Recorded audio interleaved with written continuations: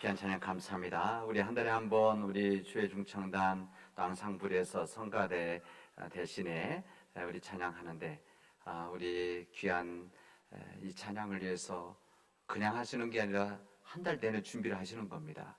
우리 귀한 찬양을 준비하는 우리 앙상블에 박수 한번 다시 한번 주시기 바랍니다.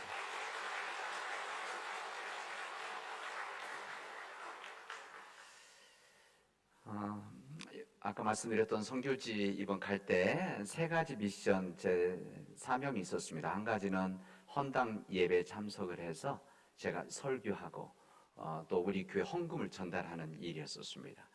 그리고 두 번째는 선교지 상황을 보는 것이었습니다. 그래서 거기 있는 현지 교회 교인들도 만나고 당에 통역 놓고 그리고 거기 목사님들도 만나고 또 선교사님들을 만나고 또 한인교회 목회자들을 만나서 그 지역 선교들을 함께 나누고 또 우리가 어떤 사역을 나눠야 될 것인가 나누고 세 번째는 우리 선교사님과 선교사님 가정을 위로하고 격려하는 일이었었습니다. 이것도 큰 일이었었습니다. 그래서 왜 그러면 그 지역에 혼자 계시기 때문에 그런 이번 교회에서 이렇게 간 것이 우리 이강년 집사님과 제 둘이 우리 교회를 대표해서 갔었는데 정말 의미 있는 시간들이었다 그런 생각을 해봅니다. 지난 5년 동안 함께해 주시고 기도해 주신 모든 분들에게 감사하다는 말씀을 드립니다. 1885년도 미국 장로교회 선교사였던 언더우드 그리고 감리교 선교사였던 아펜젤러 두 선교사가 인천을 통해서 우리 조선 땅에 들어왔습니다. 그들이 들어올 때는 30도 안 된 20 중반 정도 됐던 젊은 청년들도 선교사로 이 땅에 왔습니다. 그들이 미국에서 떠날 때 이 조선 땅에 올 때는 조선 땅이 어디 있는지도 몰랐습니다. 뭐 지금처럼 이렇게 발전된 때가 아니고 그래서 일본을 거쳐서 여기 조선 땅에 발을 딛게 되어진 겁니다. 그 당시 때 여러분 역사의 흐름을 알다시피 그때는 우리 조선 땅이 굉장히 힘든 외세 영향, 외세 침입 때문에 굉장히 혼란한 시기였었습니다. 그럼에도 불구하고 두 선교사님은 오직 사명감을 가지고 믿음을 가지고 조선 땅에 발을 디뎠습니다. 지금처럼 뭐 전화도 하고 메시지를 보내고 뭐 카톡도 하고 이런 시대가 아닙니다. 그냥 한번 떠나면 돌아올 때까지 아무 소식이 없이 지내야 되는 그런 상황 속에서 그리고 그들의 생명이 어떻게 될지도 모르는 그리고 그 당시 때는 의료와 보건 이런 뭐 너무 열악한 상황이었기 때문에 어떤 풍토병 때문에 어떻게 될지 모르는 그런 상황 속에서 두 선교사님들이 조선 땅에 들어온 겁니다. 그들이 조선 땅에 왔던 이유가 무엇이겠습니까? 그들은 정확한 이유가 있었습니다. 주님의 말씀을 통해서 그들이 받았던 하나님의 사랑, 하나님의 은혜, 그들이 받았던 생명, 이 주님의 생명과 은혜와 사랑을 이미 받았기 때문에 이 미리 받은 것을 아직 여전히 받지 못했던 민족들에게 나눠주기 위해서, 전하기 위해서 그런 연약한 조선 땅에 선교적인 발을 디뎠던 것입니다. 당시 조선은 그들이 보기에 전혀 미래에 대한 희망이 없었습니다. 뿐만 아니라 교육에 대한 희망도, 사회에 대한 희망도, 평화에 대한 희망도, 뿐만 아니라 경제적 희망, 이 모든 희망이 있을 수가 없었습니다. 그러나 선교사님들은 낙심하지 않고 그곳에서 좌절하지 않았습니다.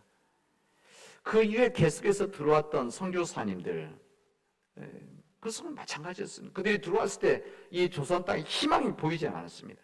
그러나 보이지 않는 희망에 대해서 낙심한다든지 흔들리지를 않았습니다.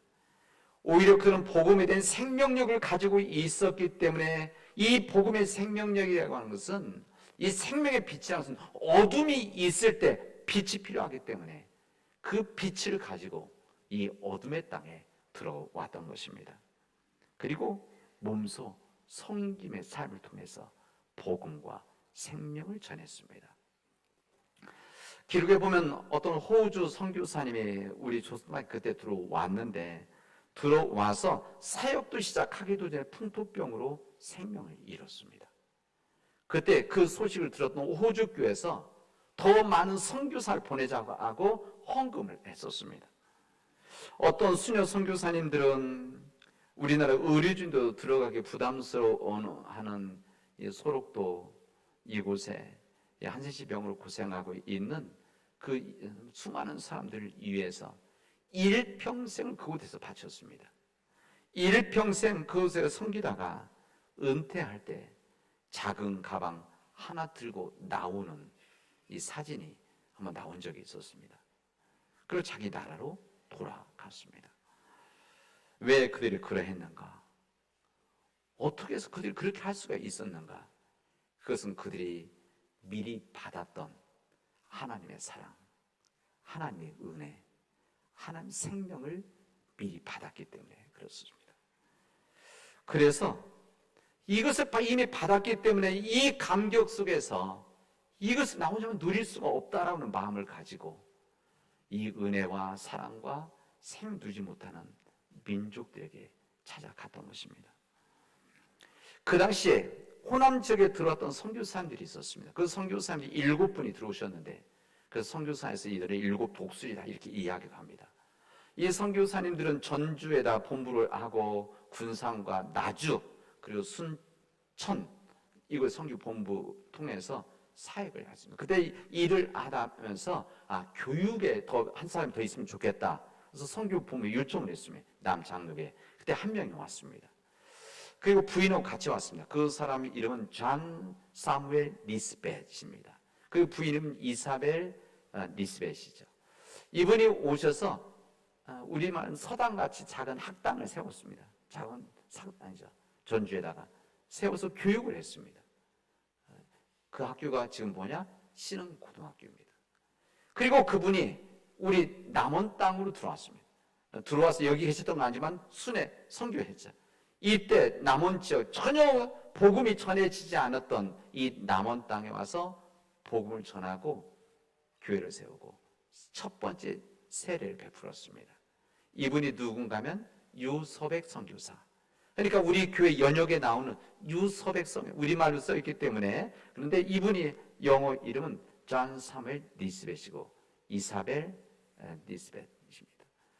이 두 분의 선교 사역을 통해서 우리 남원 지역에 바로 복음이 전해지기 시작한 겁니다.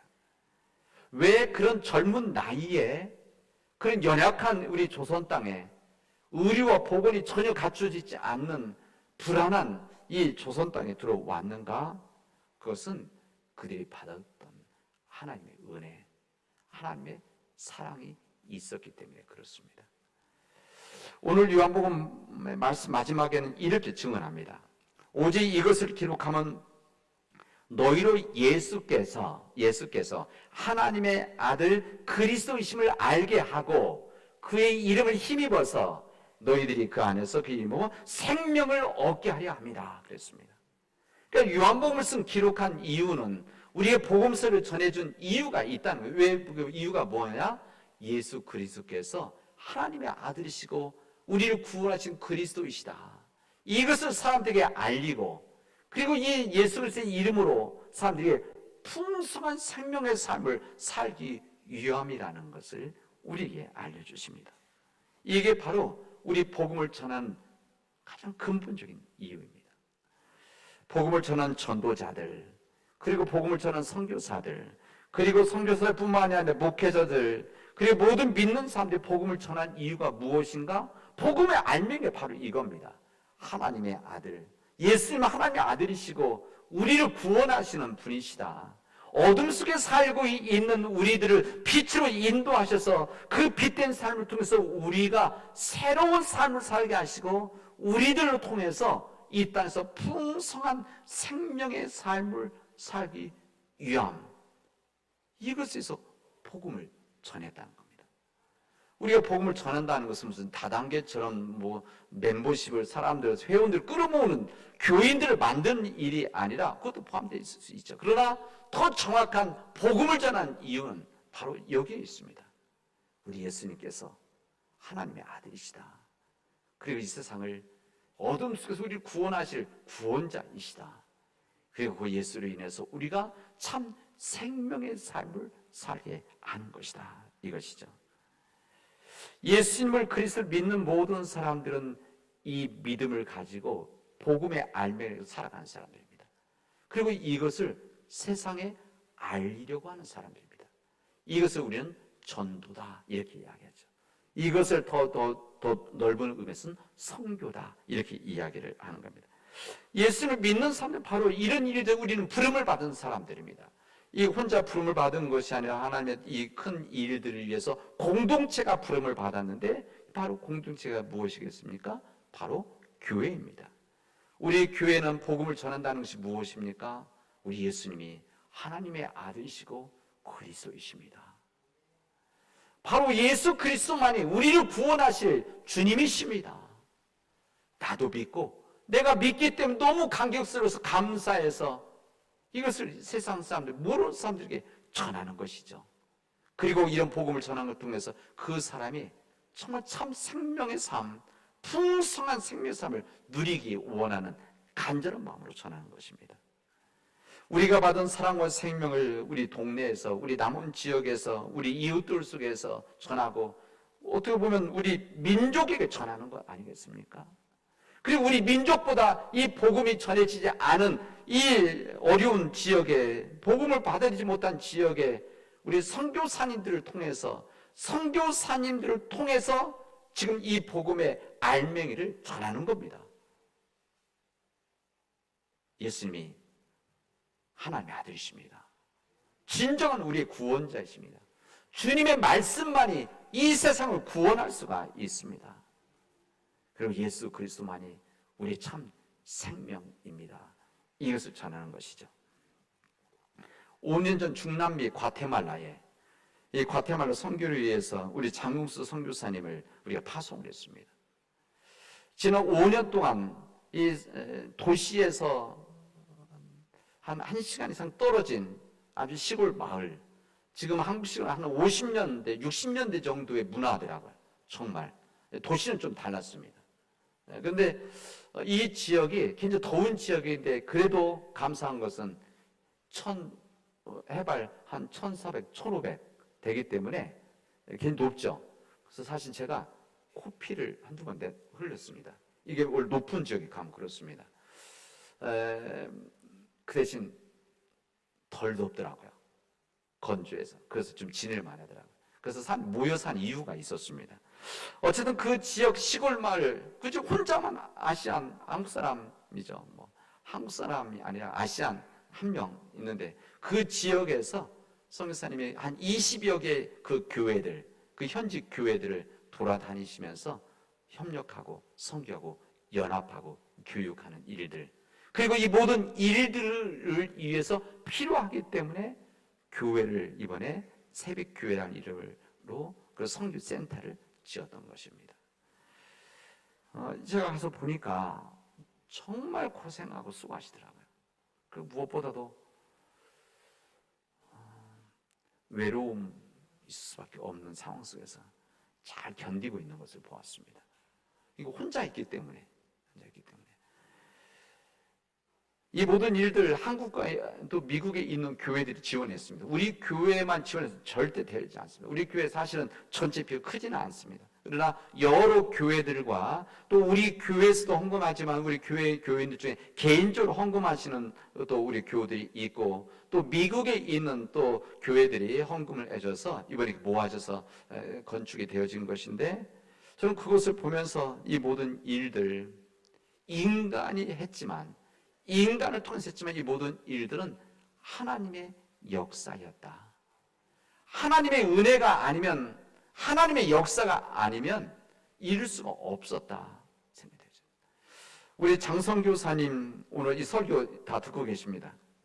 항상 똑같이 들으시니까 듣고 계시겠지만, 우리 성교사님 정말 귀한 수고하고 정말 헌신하고 계신데, 지금도 헌신하실 거예요. 하시는데, 저는 그런 생각합니다. 성교사님 하시지만 이 모든 일들을 이루신 이는 오직 하나님이시다. 저는 그걸 믿을 수가 있었습니다. 헌당 예배 설교를 하면서 저는 에베소 2장 10절의 말씀을 가지고 말씀을 전했습니다. 당연히 통역이 있었습니다. 했는데 저는 에베소 2장 10절, 우리는 하나님 만드신 바라. 요즘 세번역에는 우리는 하나님의 작품입니다. 우리들은 하나님의 이 세상의 제품이 아니라 오직 유일한 작품, 하나님의 선하신 목적을 가지고 있는 작품으로 우리를 지으셨는데, 교회를 만드셨는데, 그 교회가 바로 브라질, 이 과테말라의 호쿠띠오 마을에 세워진 새빛교회 선교센터, 바로 하나님의 작품입니다. 이렇게 말씀을 드렸습니다. 우리 교회 교인들 정성스레 마음들이 모아지고 기도가 모아져서 우리 지구 반대편에 있는 과테말라, 이름도 생소하고 지역도 정말 알 수 없는 그 지역에 세워지게 왜 이렇게 세워졌을까? 그것은 오늘 본문 말씀 그대로입니다. 우리가 받은 하나님의 사랑이 있고 하나님의 은혜가 있고 하나님의 생명이 있기 때문에 그렇습니다. 오늘 우리 읽은 이 본문의 말씀은 요한복음과 사도행전 말씀, 이사야 말씀은 제가 정한 말씀이 아니라 우리 교단에서 정해준 말씀입니다. 근데 비행기 타고 오면서 설교 준비했는데 오면서 이 말씀이 성경을 다녀오는 우리에게 주신 정말 적절한 이번 주의 말씀이다 생각이 들었습니다. 부활하신 주님께서 제자들 숨어있던 방에 오셨습니다. 예수님 제자들에게 샬롬, 너희의 평강이 있기를 원한다 말씀하셨습니다. 그리고 예수님께서 이 말씀하신 다음에 손과 옆구리를 보여주셨습니다. 내가 바로 십자가에서 죽었던, 십자가에서 못 박혀 손에 못 박히고 옆구리에 찔려서 죽었던, 창에 찔렸던 나, 바로 나다. 죽었던 나다. 그런 부활한 나다. 이것을 보여주신 겁니다. 이 말씀하신 다음에 평강을 다시 한번, 평화를 말하고 나서 이렇게 말씀하십니다. 아버지께서 나를 보내신 것 같이, 아버지께서 나를 보내신 것과 같이 나도 너희를 보내노라. 이렇게 말씀하십니다. 아버지께서 나를 이 세상에, 이 어둠의 땅에, 이 세상의 구원을 위해서 나를 보내듯이 나도 너희들을 세상에 보내노라. 이렇게 말씀하십니다. 나도 너희를 보낸다는 이 주님의 말씀은 믿는 자에게 주신 파송의 말씀이자 우리 믿는 자 삶의 태도를 가르쳐주신 주님의 생명의 말씀입니다. 예수님은 12제자 사도라고 이렇게 우리 성경 말씀합니다. 이 사도라고 하면 예수님과 직접 사역을 하셨고 또 예수님의 사역을 곁에서 보고 말씀을 들었던 이 제자들을 보통 사도라고 합니다. 근데 이 사도들이라고 할 때 이 히브리어 아니 헬라 원문에는 아포스톨로스 이렇게 되어 있습니다. 이 아포스톨로스란 말은 사도란 말인데 이 아포스톨로스의 명사인데 동사가 무엇냐? 보낸다는 뜻입니다. 그러니까 이 사도란 것은 누구냐? 보냄을 받은 사람들이다, 그런 이야기입니다. 그러니까 주님께서 나는 너희들을 보낸다라고 하는 것은 나는 너희들을 사도로 세상에 보낸다, 이 말씀입니다. 내가 한 말을 너희들이 전해라. 내가 한 행적들을 너희도 해라. 내가 너를 사랑하는 것 같이 너희도 그렇게 살아가라. 이거 사도로 그렇게 살아나가라 말씀하시는 겁니다. 나도 너희를 보낸다. 주님 하나님께서 그렇게 하셨듯이 나도 너희를 한다는 것은 너희들이 이 세상에서 이렇게 살아가야 된다.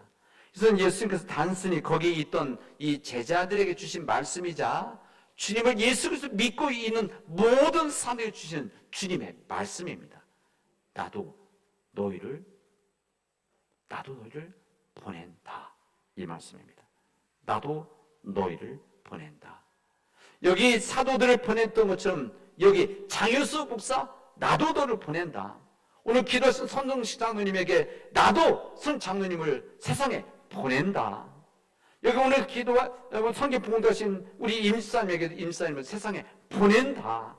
이렇게 오늘 우리들에게 말씀하시고 나도 너희를 보낸다. 여기에는 우리 교회가 포함되어 있습니다. 나도 너희를, 남은 제일교회를 세상에 보낸다. 우리에게 지금 말씀하시고 있습니다. 예수님께서는 이 세상의 평화를 위해서 이 땅에 오셨는데, 하나님께서 평화를 위해서 이 땅에 보내셨는데 나도 너희를 평화를 위해서 세상에 보낸다 말씀하시는 겁니다.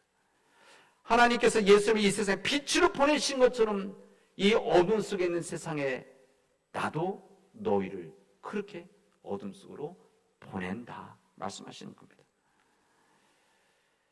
예수님께서 너희를 섬기기 위해서 내가 이 땅에 왔던 것처럼 너희도 이제 나도 너희를 보내는데 섬김을 위해서 보냄을 받아야 된다.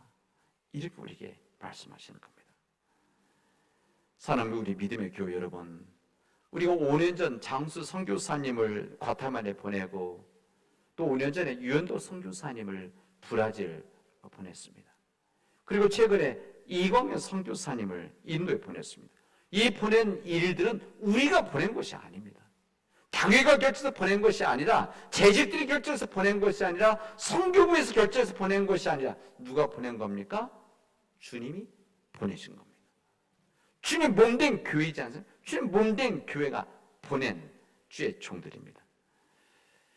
부활하신 주님께서 나도 너를 보낸다고 한 것 같이 주님께서는 지금 우리에게, 우리 교회에게, 한국 교회에게, 어둠 속에 있는 이 민족 가운데에, 어둠 속에 있는 이 남은 지역에, 그 어둠 속에 있는 때로는 가정들 위에, 그리고 어둠 속에 있는 복음을 받지 못한 민족들에게 나도 너희를 사도로 보낸다 말씀하십니다. 여러분, 주님이 계신 곳에는 생명이 있습니다. 주님이 전해진 그곳에는 희망이 있습니다. 주님이 계신 그곳에는 사랑이 있습니다. 창조적인 능력이 있습니다. 그곳에 믿음의 역사가 이루어지게 되어집니다. 조선 땅에 1885년 복음이 전해지고 138년이 지났습니다. 우리 남원 땅에 1905년 전해지고 118년이 지났습니다. 이런 믿음의 역사가, 겨자씨와 같은 믿음의 역사가 있었기 때문에 지금 우리가 있는 겁니다. 우리가 받은 하나님의 은혜, 우리가 받은 하나님의 사랑, 오늘 요한복음 말씀하시는 그 하나님의 생명이 이제 우리만 간직하고 우리만 누리는 것이 아니라 이 모든 것들을 생명과 은혜와 사랑 필요한 사람들에게 우리 또한 세상에 나가서 전하고 나눠야 됩니다. 여러분, 선교한다는 거, 나눈다는 것은 우리가 불편해지는 겁니다. 그렇지 않습니까?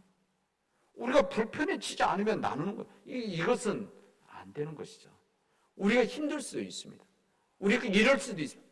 그러나 주님을 위한 일이라고 한다면 우리가 더 퍼내서 나누면 나눌수록 주님의 역사는 더 우리에게 임한다라고 하는 이 생명의 진리를 가지고 나도 너희를 보낸다는 주님 말씀에 따라 세상으로 나아가는 우리 믿음의 백성들이 되어지기를 주님의 이름으로 축원하겠습니다.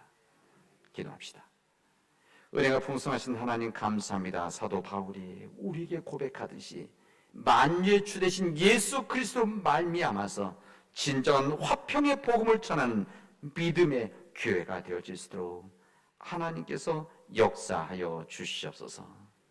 하나님, 우리 교회가 남원 땅에 보냄을 받았는데, 우리 민족의 보냄을 받았는데, 남원의 장애인 복지를 위해서 우리가 보냄을 받았는데, 남원의 창조 질서를 위해서 우리가 부름을 받았는데, 우리 교회가 복음이 전해지지 않는 해외 민족들에게 보냄을 받았는데, 보냄을 받은 교회로서 온전히 서게 하여 주시옵소서. 모든 말씀을 예수님의 이름으로